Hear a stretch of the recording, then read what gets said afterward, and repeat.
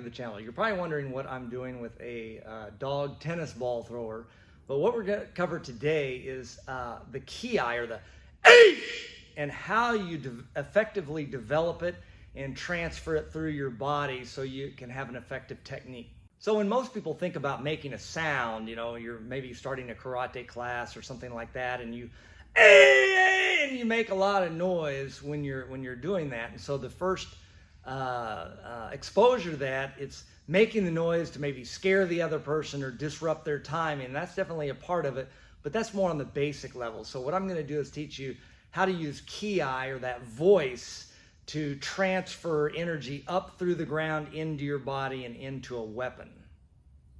Making that sound, or that voice, or that Kiai is what they call it, it's probably one of the most important things that you can learn, because it has to do with breathing and the timing of breath in doing a physical activity.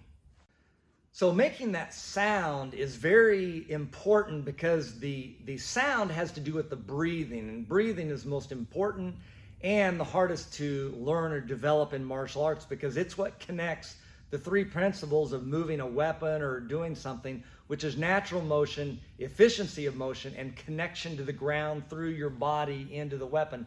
So those three things are sort of pulled together by the quality of your Kiai, or your breath, or your So now let's talk about developing that power. Okay, now when you first start, the tendency is so you have your upper part of your chest and you have your diaphragm.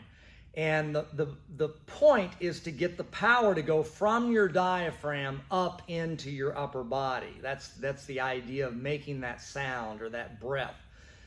So first, what you want to do is you want to start with squeezing your stomach, not your chest down like this. You want to start by pushing from your diaphragm, or your stomach, and that's like when you cough, or if you have a hiccup. That's the same type of power we're going to be talking about. So step number one is like tighten your throat so the air won't come out. And what you're doing is you're just going to squeeze. You're squeezing here and you're trying to force the air out, but you're closing down your throat like that so nothing comes out. So the power is generated here, not from your chest cavity. That's the most important thing.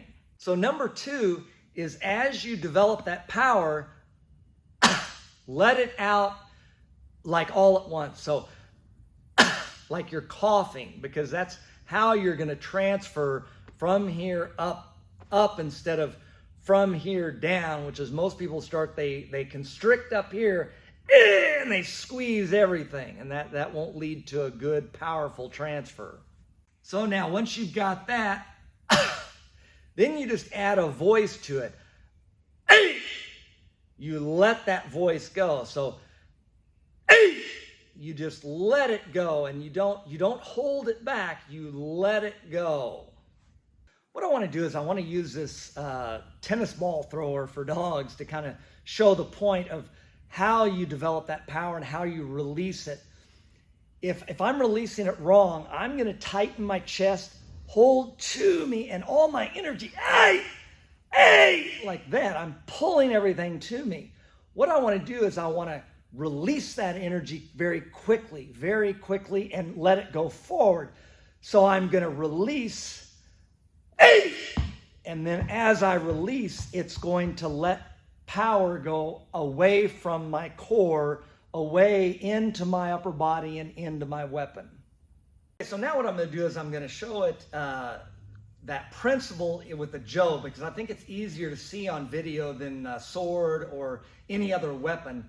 So I'm going to use it with the Jo so you can see the timing of the Kiai, because whenever I'm watching a video of any martial artist and they're making a sound, you can see the quality of the sound in relationship to moving the weapon, and are they putting the power into the right place to where they can transfer it into the weapon and hopefully out the end of the weapon and not in this direction. So what I'm going to do is show that principle. So now what I'm going to do is I'm going to put the voice, or the sound, into the right timing of transferring from my hips in through my body into the weapon and out the end of the weapon.